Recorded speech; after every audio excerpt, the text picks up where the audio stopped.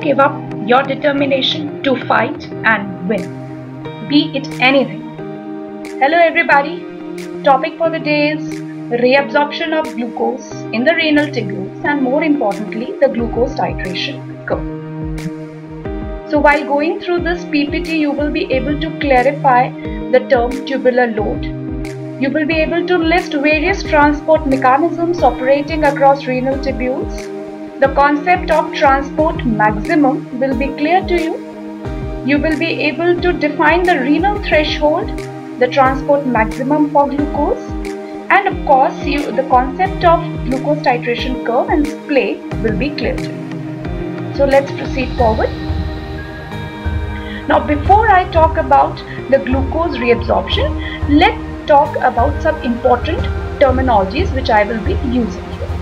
Firstly, renal threshold. Renal threshold refers to the concentration of a substance in plasma.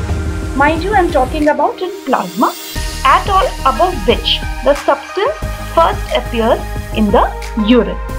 So that means renal threshold refers to the concentration of any substance in plasma. Next important term is tubular load. Now, how do we define tubular load? Tubular load simply means the amount of substance which is filtered across the glomerular membrane and enters into the tubules.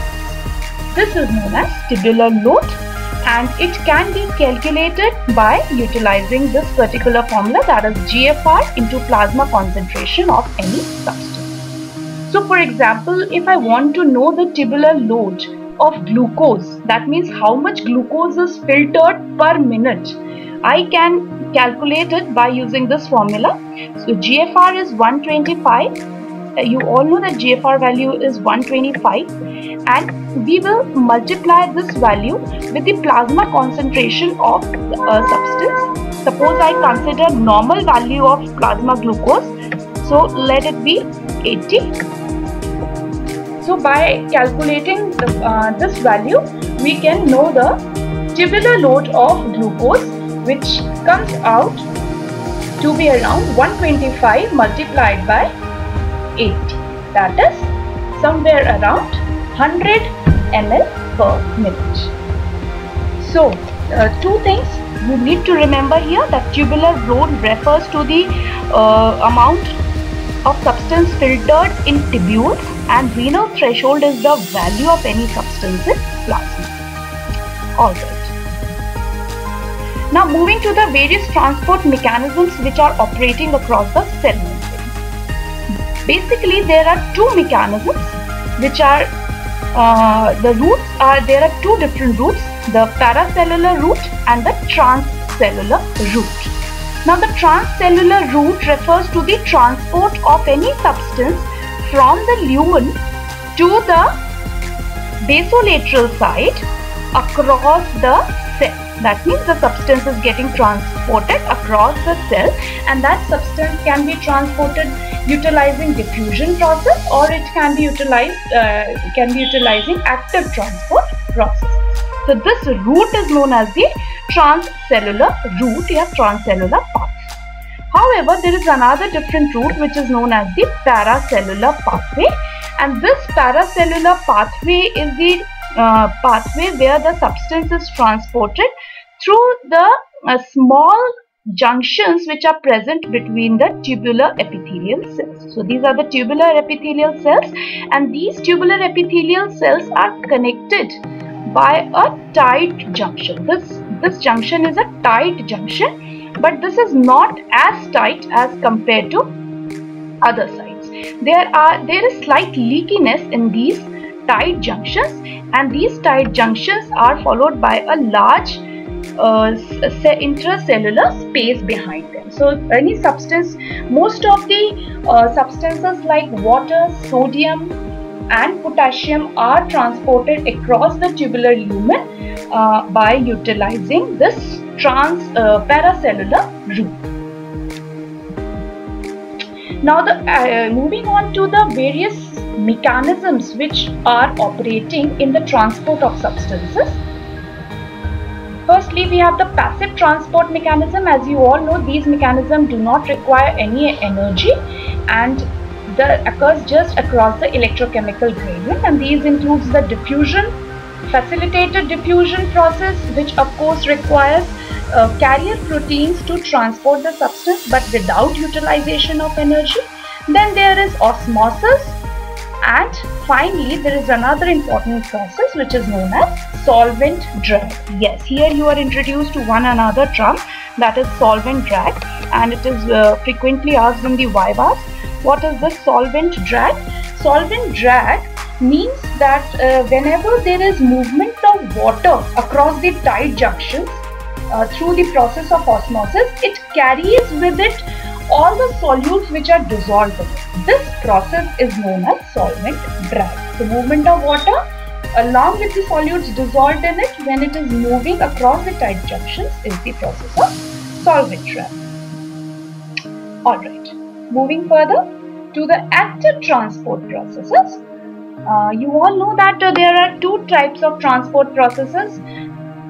One is the primary active transport process and other one is the secondary active transport process. The primary active transport process is basically the most common example is the sodium potassium ATPase pump, which is functioning at the basolateral membrane. So this is our primary active pump. And amongst the secondary active transport process, the most important example of the secondary active transport process is the sodium glucose uptake pump. Okay, this chart depicts the various transporters present at different sites in the renal tubules. Now, another important term which is introduced here is the transport maximum. What do you understand by this term?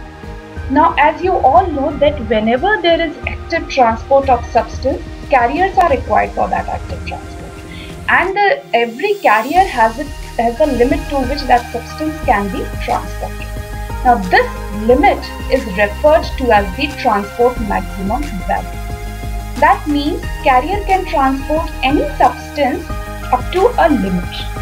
When that limit is crossed, the carrier will not transport that substance across the tubular lumen, and there will be failure of transportation of that particular substance. Thus, we can define transport maximal value as the maximum amount of substance that can be actively transported per minute by the renal tube. So, two things to remember: that transport maximum is actually a value of that solute, is the amount of that particular solute which is getting actively transported across the renal tubules. And if the solute level in the tubules is more than that particular transport maximum value, that substance will not be transported because of the saturation of the various transport systems.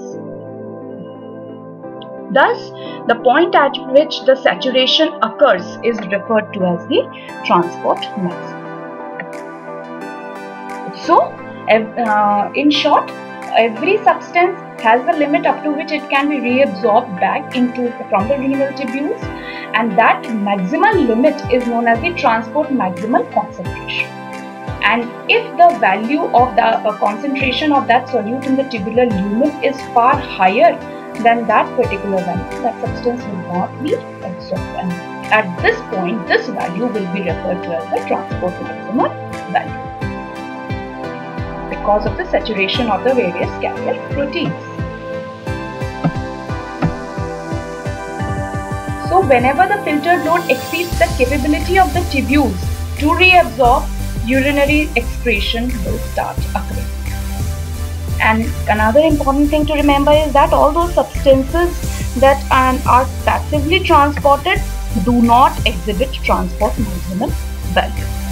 So that means whenever the level of glucose in our blood plasma will rise, the filtered load of glucose, that is the amount of glucose entering the tubules, will also rise, and as a result of which a level will be reached which will be the maximal level, after which further reabsorption of glucose will not occur, and at this juncture urinary excretion of glucose will occur. So transport maximum is followed by various substances. These are listed here. Amongst this, glucose is of main concern today. Okay. So transport maximal value of a substance can be calculated by renal threshold plasma concentration of that substance multiplied by its GFR. So that means if we want to know what is the transport maximum value of glucose, that means what is that maximal level up to which the glucose can be reabsorbed back, we need to know the renal threshold level of glucose, after which it will start appearing in the urine, and multiply it by the GFR value. So renal threshold is the level in plasma, and transport maximal level is the level of that tubule at in the renal tubule, level of substance in the renal tubule. Okay, I'll be discussing this further now. Moving to the reabsorption of glucose. You all know that normal arterial blood plasma level of glucose vary from 80 mg per deciliter to 100 mg per deciliter. Most of the glucose which is filtered across the glomerular membrane is reabsorbed back in the early portions of the PCT. Tubular load of glucose is 100 mg per minute. I had already calculated this thing earlier by the formula which is plasma level of a substance multiplied by the GFR. So if we consider 80, then multiply it by 125, we get normal tubular load and the normal plasma glucose concentration as 100 mg per minute. All the glucose is reabsorbed back, and mostly it is happening in the proximal convoluted tubule. Now the amount reabsorbed is proportional to the amount filtered. Obviously, the amount which is reabsorbed from the proximal convoluted tubule will directly be proportional to the amount which is getting filtered from the glomerulus, and this happens only up to the transport maximum value of the glucose. So TMG refers to transport maximum value of glucose. Beyond this value, there will be no further reabsorption of glucose, and glucose will appear in urine. Renal threshold for glucose is the plasma level at which glucose first appears in. Renal threshold is the level of glucose in plasma at which it appears in urine, and it is the predicted renal threshold value is about 300 milligrams per deciliter, but the actual renal threshold value is 200 milligrams per deciliter of arterial plasma, and in venous level we have about 180 milligrams per deciliter. So there is a difference between the predicted renal threshold value. This predicted renal threshold value, I have calculated this value by utilizing this particular formula, that is transport maximum value of glucose, which is taken, and the GFR of glucose, which is about 125 ml per minute. So by calculating the transport maximum value, that is 375, and dividing it by the GFR, that is 125, we will get a predicted renal threshold value, that is 3 milligram per minute. That is, yes, but the actual renal threshold value is not actually the same as the predicted or the theoretical renal threshold. Now this difference is very important, and it forms the basis of our glucose titration curve. So whenever the renal threshold level will be crossed, the glucose will start appearing in urine, and this condition is referred to as the glycosuria. So usually in practical account, you will see whenever the plasma glucose level of a patient is more than 200 milligram per deciliter, there will be appearance of glucose in urine, and this is referred to as the actual renal threshold, with the practical renal threshold value and not the predicted value. Fine. Now, before we discuss the glucose titration curve, just a diagram to make you aware of the various transporters which are present in the renal tubules to transport glucose. From the luminal side, glucose is basically transported by utilizing SGLT1 and SGLT2.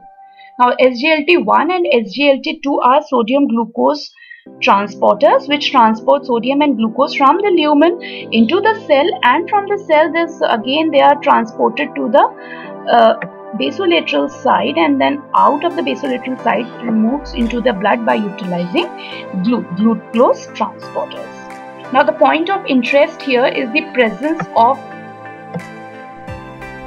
important pharmacological drug, that is gliflozins. It is a group of drugs which is utilized in diabetes type 2 patients, and this particularly inhibits SGLT2. So once the SGLT2 is inhibited, suppose this is inhibited, the absorption of glucose will not occur from the renal tubule to the blood, and as a result of which these SGLT2 inhibitors are very important in lowering of the blood glucose level, because they will stop the reabsorption of glucose from the lumen. Another important thing is remembering another important drug, that is fluorescein, which is acting at this particular site to block the reabsorption of glucose. Okay. Now, moving on to the glucose titration curve, a very important curve, mostly asked in the exams, and you need to understand it very nicely. Now, here I have written glucose titration curve, that is ideal curve. So first we will be discussing what the ideal curve depicts and what are the variations which are actually seen practically from this ideal curve. So I have taken on the x-axis the plasma glucose concentration in milligrams per deciliter, and here on the y-axis I have plotted the graph by first glucose filtered graph, then glucose reabsorbed graph, and then the glucose excreted graph. So I have plotted three graphs. Green depicts the glucose filtered graph. So first talk about this glucose filtered graph. That means it shows that as the plasma glucose concentration increases,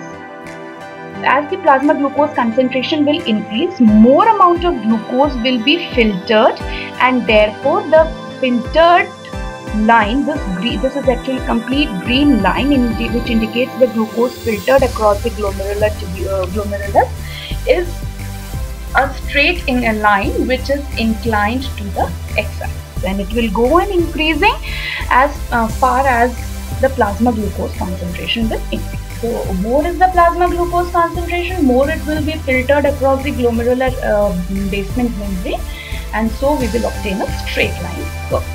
Now moving on to the reabsorbed glucose curve. Now this yellow line indicates the graph between the plasma glucose concentration and amount of glucose reabsorbed. So we can see here that as the plasma glucose concentration rises from 0 to somewhere around 300 milligrams per deciliter, the glucose reabsorption is following a proportional relationship. So that means the amount of glucose, plasma glucose, is directly proportional to the amount of glucose which is reabsorbed, but up to a particular level, that is somewhere around 300. Now at this value of 300, which we have calculated as the renal threshold, but that is theoretical or the ideal renal threshold, that is not the practical renal threshold value. After this point of 300, what is seen that the glucose reabsorption curve will not follow the filtered curve. It will make a straight line which is parallel to the x-axis. This parallel line to the x-axis indicates that now when the plasma glucose level rises more than 300, the level of glucose which will be reabsorbed back will not increase, it will become stable, and this point at which no further reabsorption of glucose will occur, this value is known to be as the transport maximum value, which indicates that at this particular level all the carriers are saturated and now no further reabsorption of glucose will occur. And this value of 300 is known as the threshold value, renal threshold value for glucose. This is the renal threshold value for glucose, but this value is the ideal value, it is not the actual value. Now the third curve, which is shown in red, is the excretion curve, which shows that when the plasma glucose level is below 300 milligrams per deciliter, there is no excretion of glucose in urine. Now once the level of glucose reaches 300 and then beyond, the reabsorption curve takes a standstill and the excretion curve keeps on rising. So the excretion curve rises and reaches to a level higher than the reabsorption. So that means once the plasma glucose concentration increases beyond the renal threshold level, that is the ability of the kidneys to hold glucose, which is 300, practically not, but it is ideal. And beyond this, if the value will rise, there will be excretion of glucose in the urine. This is the ideal curve. Alright, now moving on to the another curve, which is the actual curve. This is the actual curve which is practically seen, and this curve you can easily make out the difference between the actual curve and the ideal curve, which shows some grooving on the excretion graph as well as on the reabsorption. Now there is no difference in the filtered glucose filtered and the plasma glucose concentration graph, which is similar as the earlier one. So I will move on to the yellow line, which is showing the graph between the glucose reabsorbed back from the renal tubules and the plasma glucose concentration. So this graph shows that initially when the plasma glucose concentration rises from 0 to somewhere around 200, there is increase, there's a linear increase in the reabsorption also. That means the reabsorption is directly proportional to the plasma glucose concentration up to a level of only 200. This is what is practically seen. The ideal curve was according to the values which was obtained theoretically, but this actually which is what is practically seen. After 200 milligrams per deciliter, it is seen that the reabsorption of glucose does not occur, and the reabsorption curve takes a line which runs parallel to the x-axis, which means that the reabsorption is not taking place and it deviates from its normal curve. See this, there's a deviation, slight deviation from this initial normal curve. Ideal curve was a straight line curve, but this curve is showing a deviation. See this deviation, and this deviation is occurring at plasma glucose level of 200 milligrams per deciliter, and this deviation occurs far earlier than the transport maximum value is reached. So the deviation is 375 is reached when there is plasma glucose of somewhere around 300. Initially we had seen in our ideal curve, but a practical curve shows that at 200 milligrams the reabsorption curve is playing from its normal path, it is deviating from its normal path, and there is a stagnation of the reabsorption. Okay, now looking on to the glucose excreted curve in red line, it is seen that once the plasma level is below 200 milligram per deciliter, there is no excretion of glucose in urine. But after 200, the slight excretion of glucose in urine starts occurring, and this reaches to its normal linear increase after somewhere around 300. So that means slight excretion of glucose is occurring whenever there is the plasma glucose concentration becomes more than 200 milligram per deciliter. So as we go by the definition of renal threshold defines the threshold is defined as the plasma level after which the renal excretion starts. So practically the practical or the actual renal threshold for glucose is this. Actual renal threshold for glucose is this, 200 milligram per deciliter, after which the glucose starts appearing in urine. So this portion, this deviation in the reabsorption curve and this deviation in the excretion curve, this is known as splay. Another very important term frequently asked, what is splay? Splay just means deviation of the glucose titration curve from its normal value, and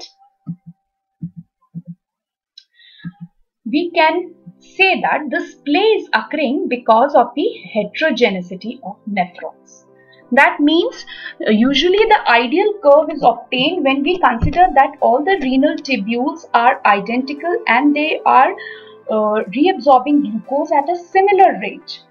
But the actual curve does not depict this thing and it is deviating considerably, which shows that actually all the renal tubules are not similar. There is variation in the nephrons, and this is referred to as the heterogeneity of the nephrons. So we can explain this by the thing that some nephrons are having a small glomerulus, other nephrons are having larger glomerulus. Alright, now the nephrons with a lesser glomerula will have lesser tubular load, of course, as compared to those which are having a larger tubular load. So those which have lesser tubular load will be more efficient in reabsorbing. Those which are having larger tubular load will reach their transport maximum value earlier, because the reabsorptive capacity might also be low. Some nephrons might have higher reabsorptive capacity, others might have lower reabsorptive capacity. Then also there can be difference in the distribution of the glucose transporter units. The density of the glucose transporter units in all the nephrons might not be same. Some nephrons might have a lesser amount of transporters, while the other nephrons might have large number of glucose transporters.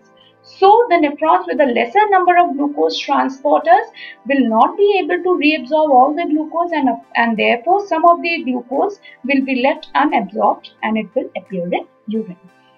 And apart from that, even the transporters may have different affinity. So these reasons which leads to total heterogeneity of the nephrons causes some amount of the glucose to be excreted earlier, far before the transport maximal value, that is 375 ml per minute, is reached, and therefore the glucose starts appearing in urine far before the transport maximum is reached. So actually transport maximum of 375 ml per minute is the overall transport maximum of all the nephrons working together. But this might not be true practically. This is a theoretical prediction, and this variation in the theoretical and the practical knowledge leads to splay or deviation from the normal curve.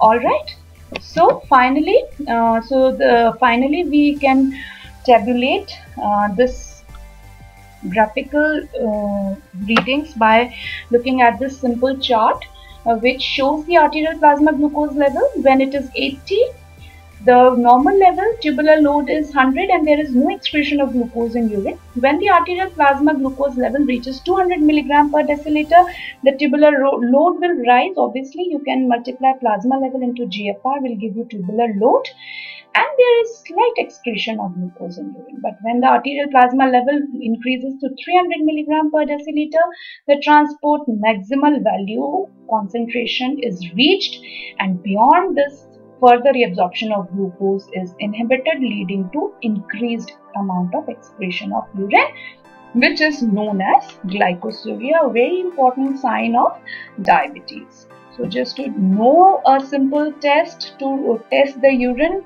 for glucose presentation, we have the dipstick test and the Benedict test, which is done in laboratories. Dipstick test is far easier. It checks for the presence of glucose in urine and do not take into account any other carbohydrate values, and it can be read by a simple chart. So I hope I am clear with the topic of glucose titration curve and scale. You can ask your queries by putting them in the comment box. And thank you for your patient listening. Now before I leave, just to say, every end has a new beginning. Every dark cloud has a silver lining. So stay healthy and keep smiling.